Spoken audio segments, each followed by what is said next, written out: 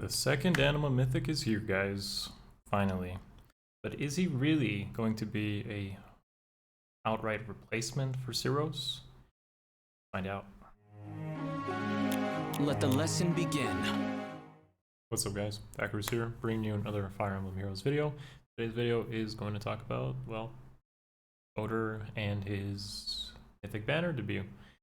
Now, I've been saying this for quite a while, that I feel like Seiros would easily get replaced by the first Anima Mythic that would come after. It has been a while since she has been released, but I think we have to actually take a look at Ótr and what it means, especially with current metagame and potential tanks.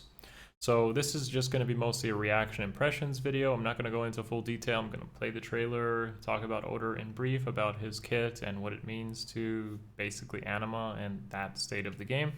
And later on, probably tomorrow, I will be releasing a Should You Pull video with Ótr stats, skill sets, builds, and whether he's really worth your orbs or not. Hint, probably not, but we'll see. So I'm going to play this one. Before we do, though, I wanted to bring to your attention, of course, that I do run a Patreon poll and a YouTube poll that you guys can engage in. So the post is probably already up on the YouTube end. There is one for Patreon as well. So those of you that want to support this content, consider doing that, joining the Patreon, and then hitting up the Discord with access and providing your input, which I will then showcase in the Should You Pull video, and give yourself hopefully a bit more perspective. This one is for Yuri and the Ashen Wolves, which just passed, but I feel it is good to get you guys into more of the know-how on whether stuff like this is really worth your orbs or essentially your wallet, depending on how you approach this sort of thing.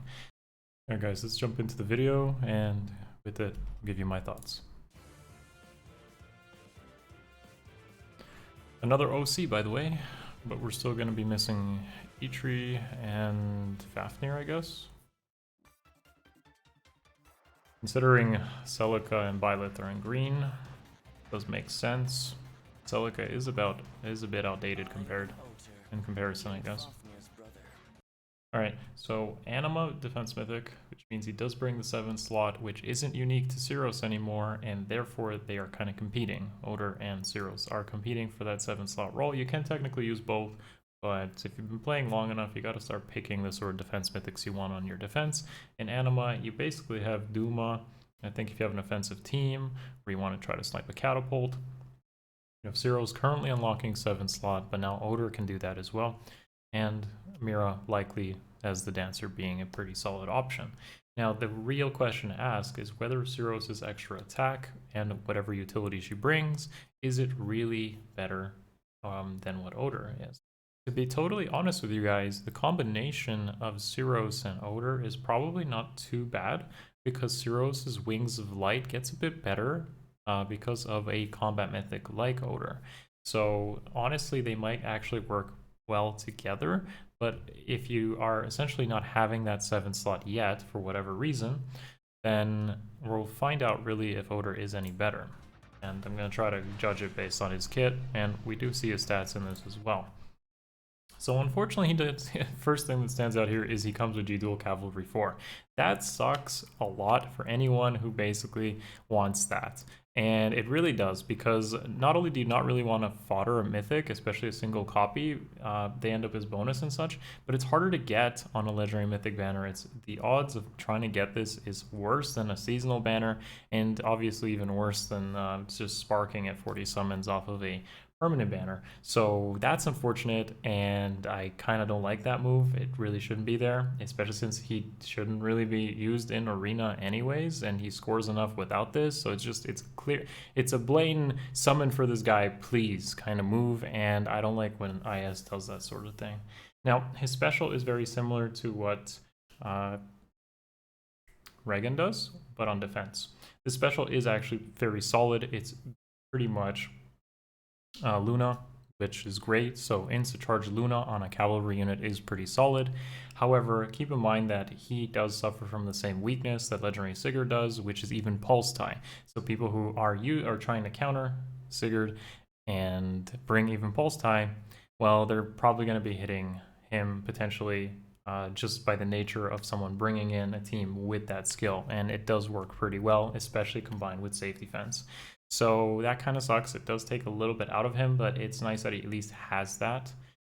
All right, and finally the weapon. Now this is changed from the story variant where he essentially, instead of having impact, he has an auto follow-up that synergizes with float refresh, but it doesn't deny the enemy follow-up, and it gives him a bit of extra attack, and it has Canto built in. Canto on defense is honestly pretty questionable. I haven't really been threatened by it yet at all, and in fact it actually helps me in most cases, so it's kind of a meme at this moment, but you can definitely put some design defense in mind with Canto and potentially make it really good, especially with stuff like Rally. I feel like with rallies you could set up some sort of extra reach where you can kind of predict where you want your unit to Canto to and then get dance. I've seen this sort of potential, but for now I'm not totally convinced on Canto on defense.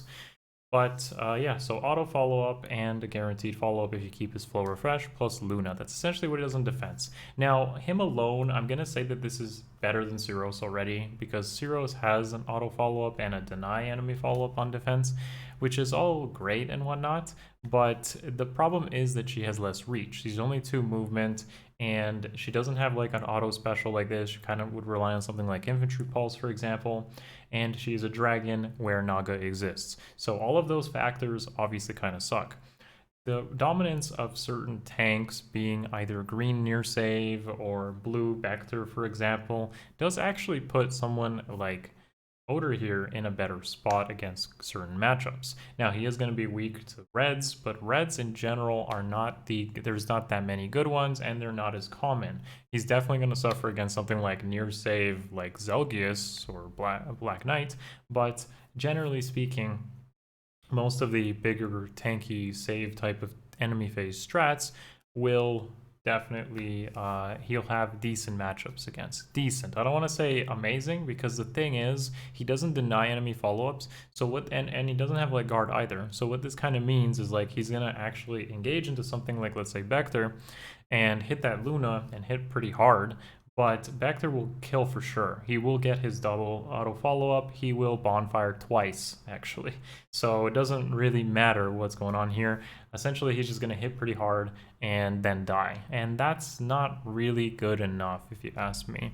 So he's okay. I'd still rank him a bit individually better than Seiros, but there is something to be said about potentially Wings of Light on Seiros getting a bit better with the combination of these sort of mythics. Because obviously Wings of Light all of a sudden becomes pretty good, or decent at least, when you rely on mythics like this who actually want to go in and potentially hurt really bad or bulk them up and stuff. A combination of like Seiros and Thrasir, for example, has done me surprisingly decently well in some games that I've watched. It's kind of good to get like 3 or 4 to all stats, especially in their bonus season, and that can definitely apply to something like Ótr. However, no impact kind of sucks, and the flow refresh is nice, but it's, again, he's not gonna like survive. He's not built to survive other than his innate bulk.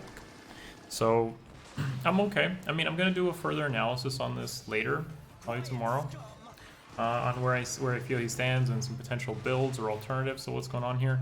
But I don't know. I'm not gonna really be auto convinced here on his inclusion on Anima right away. Definitely people who might have been ending turn with green or blue tanks are going to hurt pretty bad by his existence. But again, if you bring in something like even Pulse Tie, he's not really going to hit that hard. He's going to hit okay, I guess. Like, this is a stat spread. It's decent, but again, physical tanks are there. Defense as a buff, in my opinion, is probably not as good as attack. There's no Mila for Astra, so not all that much going for him. He's not like a super huge upgrade over Seiros, but I do think he is a bit better than Seiros on most defense teams. So here's the rest of our banner. As you can see, Celica and I believe Byleth are sharing with Ótr, so those are pretty good, assuming you're still merging up Celica or Byleth, or you're just trying to round out more arena cores, such as water and fire, and then get a Anima Mythic potentially merged up. I don't necessarily think he is that worth pulling for. The rest of the banner is here, and I'm going to cover it more extensively in Should You Pull, but essentially, Colorless looks okay if you're merging up Claude Leaf and getting fodder in the form of Shinnon, who actually synergizes pretty well with those two in terms of fodder in the form of Deadeye. So that's pretty good. And then the rest of the colors are essentially just like fodder options. Again, blue has like attack defense catch with Zeke, I believe, and blue dual infantry 4, and then Crom there. And finally in red, we got like another dual skill plus Elwood and I believe Altina. Altina's way too outdated now. We'll wait for the Mythic remix on that one, folks. But essentially, yeah, that covers my first impressions on Ótr and this Mythic banner overall. So hopefully this, I don't know if you're excited or not, but, you know, feel free to let me know in the comments below. I'm pretty neutral about this overall, but I will give you guys the full analysis probably tomorrow with the should you pull, and we'll see what happens there. Thank you guys for watching. Smash the like button, sub if you haven't already. Consider the Patreon if you love this content and you want to support what we do. See you in the next one. Much love. Peace.